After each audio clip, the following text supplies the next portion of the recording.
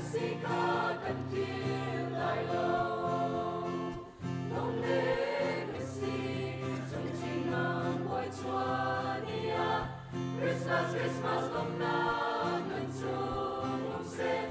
chim đi cao dàn qua đây theo mình cánh chim chim lòng xoan xa tao mi ra lo vô si râm rau e chung ma e ăn thêm nào nhau Giêsu tin lâu ma muốn ba bêu sung bao e ăn nu e Mary Joseph le tia ngọc lê nu si chung đi thở gian qua le tia anh chim qua ra răng kịp ăn sun đi cha Bethlehem ba đôi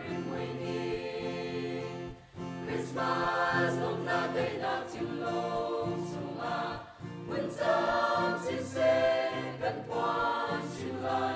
giải là sung lần nổi lại come to me sẽ cho đi chung nông lên nu si chung chim mang bồi cho đi à Christmas Christmas hôm na mình chung mong sẽ chân đi ta